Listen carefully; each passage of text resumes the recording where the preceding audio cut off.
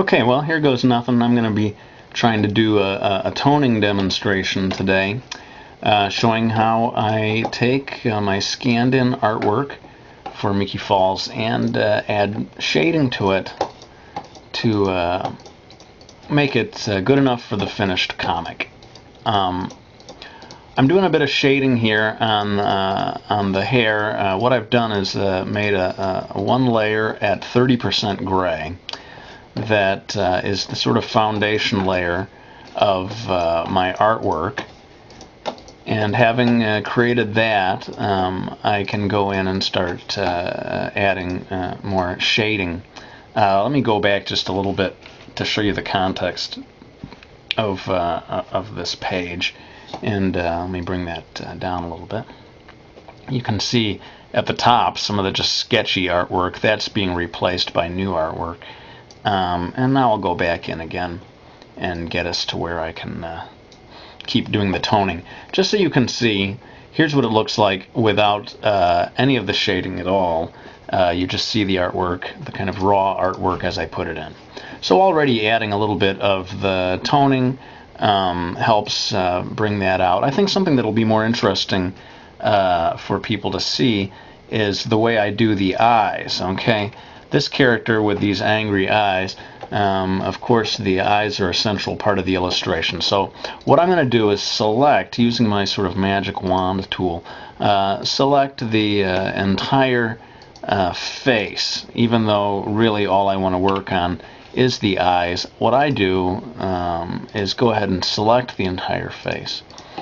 Then making sure that all the parts of the eye that I want to color in have been selected, I will go in with a pencil tool and just sort of, as precisely as I can, fill in that area with white. Hopefully this is showing up in a way you can see how that eye starts to suddenly look much more intense.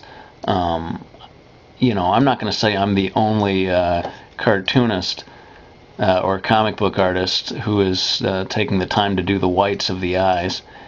But I guess I could say I'm one of the few. I haven't seen too many people who do this, and so, you know, I figure I got to give people, there's an awful lot of comics and manga on the market. I've got to give people a reason to check out mine. I'm going to go in with the erasing tool here, which I always have set to the kind of airbrush setting to give me a nice soft erase, to get rid of, you know, where the sort of corners of the eyes, I don't want that to be too intense. So I always go in and sort of erase that away a little bit. And then this one is a very simple, easy thing that pretty much anyone can do with the magic wand tools, provided you've left these highlights here.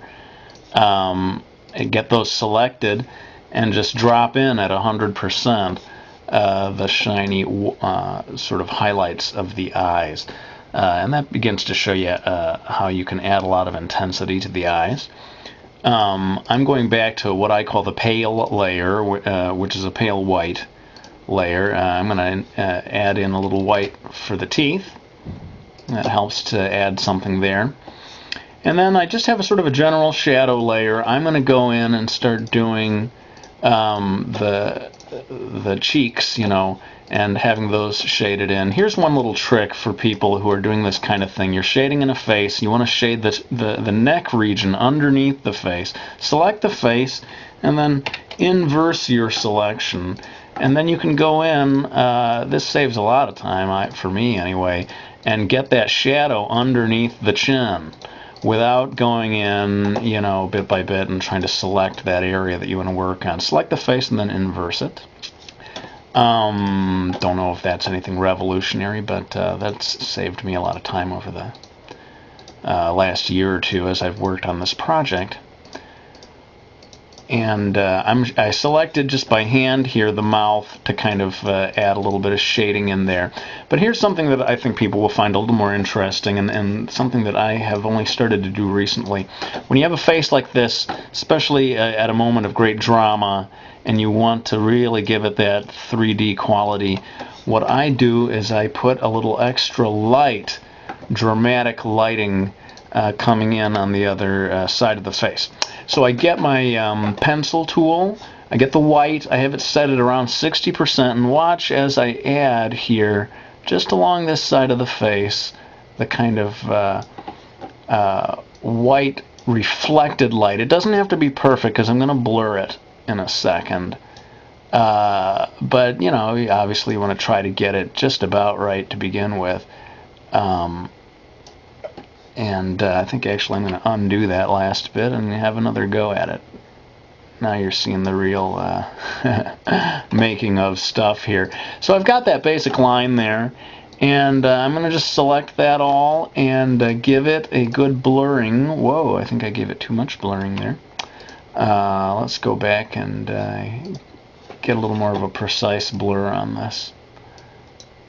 And I just sort of adjust it until I get just the kind of blur that I want. For me, you want to have it just look like the light is shimmering off that side of the face.